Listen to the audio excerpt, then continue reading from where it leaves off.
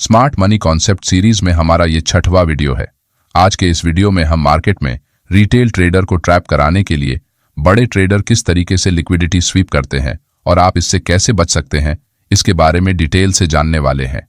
तो चलिए सबसे पहले लिक्विडिटी स्वीप किसे कहते हैं ये जानते हैं। ट्रेडिंग करते समय बहुत बार आपने नोटिस किया होगा कि मार्केट इस तरह से एक बुलिश स्ट्रक्चर बनाते हुए आगे बढ़ता है, मगर अचानक एक पॉइंट पर प्राइस तेजी से नीचे आकर अपने रीसेंट स्विंग लो को ब्रेक डाउन करती है, जिसे देखकर बहुत से रिटेल ट्रेडर इस स्विंग लो के ब्रेकडाउन के पास अब मार्केट में बेरिश ट्रेंड शुरू हो सकता है ये सोचकर शॉर्ट ट्रेड में एंट्री करते हैं।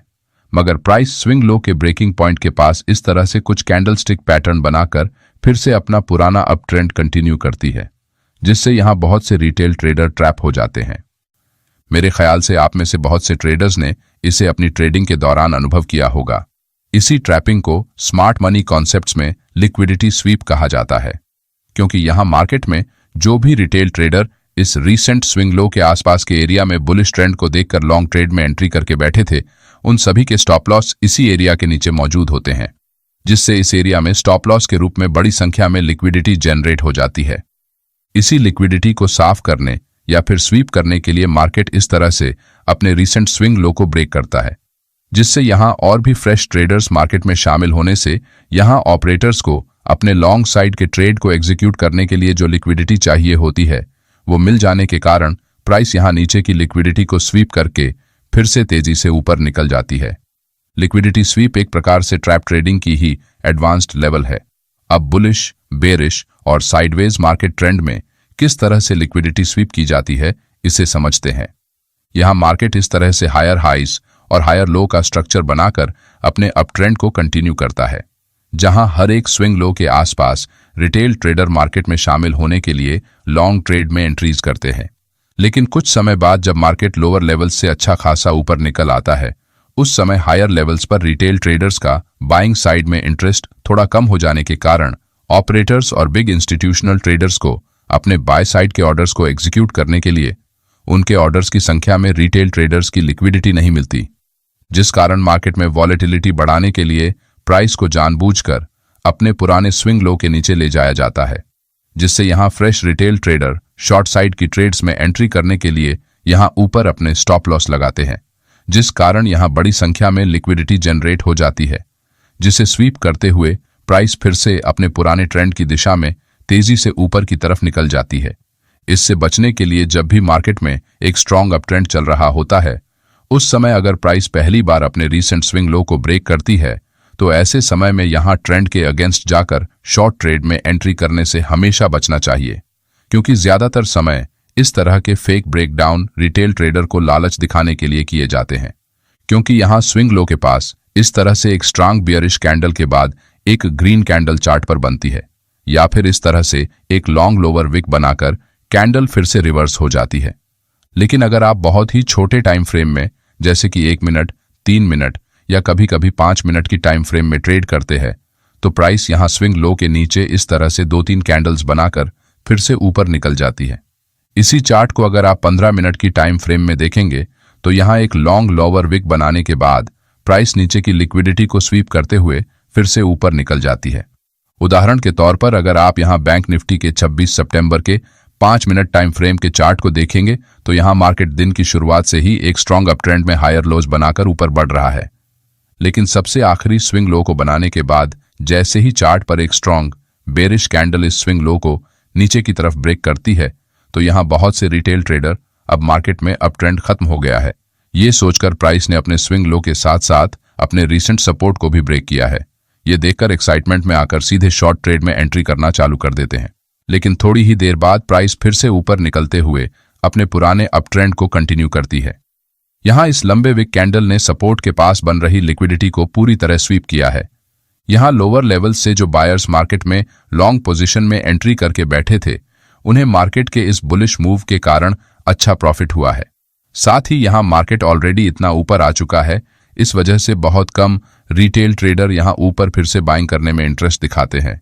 इसीलिए चार्ट पर इस तरह से ट्रेंड की विपरीत दिशा में शॉर्ट मूव्स को बनाकर मार्केट में वॉलेटिलिटी क्रिएट की जाती है,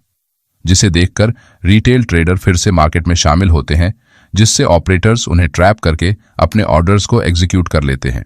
साथ ही यहाँ दूसरे उदाहरण में ये रिलायंस इंडस्ट्रीज का 8 तारीख का 5 मिनट टाइम फ्रेम का चार्ट है, जहां प्राइस इस तरह से हायर लोज लगाकर लगातार ऊपर जा रही है, लेकिन एक समय के बाद प्राइस अपने सबसे आखिरी स्विंग लो को एक लॉन्ग लोअर विक कैंडल से नीचे ब्रेक करने के बाद यहां की लिक्विडिटी को स्वीप करते ही वापस से ऊपर निकल जाती है। इस ब्रेकआउट को देखकर जिन भी सेलर्स ने यहां शॉर्ट सेल किया होगा वो पूरी तरह ट्रैप हो गए हैं। साथ ही यहां आपने नोटिस किया होगा कि मार्केट ने यहां अभी तक अपने पुराने स्विंग हाई को ब्रेक नहीं किया है। इसका मतलब यहां जिन्होंने सेल किया होगा उनके स्टॉप लॉस अभी भी यहां ऊपर मौजूद है, जिसे खाने के लिए प्राइस नीचे की लिक्विडिटी को स्वीप करके ऊपर निकल जाती है। इसलिए इस तरह के ट्रैप से बचकर आप अगर मार्केट बुलिश ट्रेंड के दौरान अपने स्विंग लो के पास इस तरीके से कोई रिजेक्शन कैंडल को चार्ट पर बनाता है तो आप यहां फिर से लॉन्ग ट्रेड में एंट्री कर सकते हैं। अब क्योंकि आपका स्टॉप लॉस यहां रिजेक्शन कैंडल के लो के नीचे लगा होने के कारण छोटे स्टॉप लॉस के साथ आप रीसेंट स्विंग हाई तक के प्रॉफिट टारगेट को रखकर अच्छा रिस्क टू रिवॉर्ड रेशियो हासिल कर सकते हैं। चलिए अब बेरिश ट्रेंड में लिक्विडिटी स्वीप को समझते हैं। मार्केट में अगर एक स्ट्रॉन्ग डाउन ट्रेंड चल रहा है तो प्राइस लोअर लोज का फॉर्मेशन बनाकर नीचे जाती है, लेकिन एक समय के बाद जब प्राइस डाउनसाइड का एक अच्छा मूव कर लेती है तो यहां लोअर साइड में रिटेल ट्रेडर्स का शॉर्ट सेल करने में इंटरेस्ट कम होने लगता है। इसलिए चार्ट पर प्राइस कुछ इस तरीके से अपने रीसेंट स्विंग हाई को ब्रेक करके यहां फ्रेश ट्रेडर्स को मार्केट में शामिल करने के बाद फिर से अपने पुराने ट्रेंड को फॉलो करते हुए तेजी से नीचे चली जाती है, जिससे यहां जो रिटेल ट्रेडर इस बुलिश ब्रेकआउट को देखकर लॉन्ग ट्रेड में एंट्री करते हैं वो यहां ट्रैप हो जाते हैं। लेकिन बहुत बार प्राइस अपने रीसेंट स्विंग हाई को ब्रेक करने के बाद इसके ऊपर थोड़ा समय बिताकर रिटेल बायर्स के मन में ब्रेकआउट को लेकर कॉन्फिडेंस को बढ़ाती है, जिससे प्राइस इस ब्रेकआउट के ऊपर सस्टेन कर रही है ये देखकर बड़ी संख्या में फ्रेश बायर्स यहां बाइंग करते हैं। और जैसे ही बिग इंस्टीट्यूशंस को उन्हें जीतनी चाहिए थी उतनी लिक्विडिटी इस एरिया में जनरेट होते ही प्राइस तेजी से नीचे जाते हुए इन सभी बायर्स को यहां ट्रैप कर लेती है। ज्यादातर समय जब मार्केट डाउन ट्रेंड में होता है उस समय आपको स्विंग हाई का ब्रेकआउट हुआ है ऐसा दिखाकर यहां बाय करने के लिए उकसाया जाता है। इसलिए यहां आपको लॉन्ग ट्रेड की जगह शॉर्ट ट्रेड में एंट्री करने का मौका चार्ट पर खोजना चाहिए, और अगर प्राइस फिर से अपने स्विंग हाई के अंदर आती है तो यहां आप शॉर्ट ट्रेड में एंट्री कर सकते हैं। इसलिए जब कभी भी मार्केट में कोई स्ट्रॉन्ग अप ट्रेंड या फिर डाउन ट्रेंड चल रहा होता है तो शॉर्ट टर्म में मेजर ट्रेंड के विपरीत आने वाले प्राइस के मूव्स को अवॉइड करना चाहिए, क्योंकि बहुत बार इस तरह के मूव्स मार्केट में वॉलेटिलिटी को बढ़ाकर रिटेल ट्रेडर्स को फंसाने के लिए बनाए जाते हैं। चलिए अब साइडवेज मार्केट में किस तरह से लिक्विडिटी स्वीप की जाती है इसे समझते हैं। मार्केट में बहुत बार एक स्ट्रॉन्ग ट्रेंड के बाद जब प्राइस इस तरह से एक ही रेंज में ट्रेड करते हुए कंसोलिडेट करती है उस समय हम मार्केट में साइडवेज ट्रेंड चल रहा है ऐसा कहते हैं। अब क्योंकि मार्केट ने अभी अभी एक स्ट्रॉन्ग अप ट्रेंड को खत्म किया है इसलिए यहां बायर्स अभी प्राइस ऑलरेडी इतना ऊपर आ चुकी है, इस वजह से यहां फिर से लॉन्ग ट्रेड में एंट्री करने से डरते हैं। साथ ही प्राइस के स्ट्रॉन्ग अप ट्रेंड को देखकर यहां ट्रेडर ट्रेंड की विपरीत दिशा में शॉर्ट ट्रेड में एंट्री नहीं करना चाहते। इसका मतलब यहां दोनों तरफ की ट्रेड एंट्री को लेकर ट्रेडर्स कंफ्यूज हो जाने के कारण यहां किसी एक दिशा में प्राइस इंबैलेंस ना बनने के कारण प्राइस एक ही रेंज में ट्रेड करती रहती है। लेकिन जब तक प्राइस इस रेंज के अंदर है तब तक यहां कोई भी ट्रेड करने में इंटरेस्टेड नहीं होता। इसका मतलब यहां दोनों तरफ रिटेल ट्रेडर्स की बड़ी संख्या में लिक्विडिटी जनरेट हो जाती है। इसलिए मार्केट इस लिक्विडिटी को स्वीप करने के लिए यहां इस तरह से इस रेंज का ब्रेकआउट हुआ है ऐसा दिखाकर फ्रेश रिटेल ट्रेडर्स को मार्केट में बुलाता है,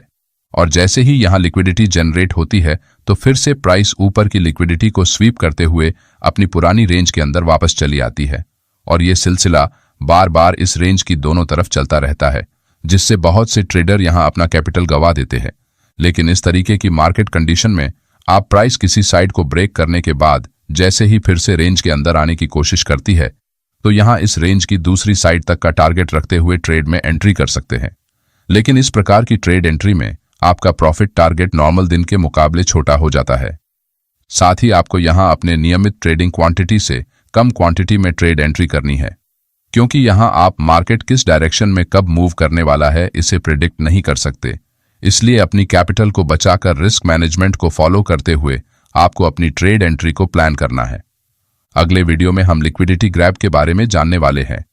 अगर आपको हमारा ये वीडियो अच्छा लगा तो वीडियो को लाइक और चैनल को सब्सक्राइब करके बेल आइकॉन को दबाना ना भूले ताकि आने वाले वीडियो का नोटिफिकेशन आपको मिल सके।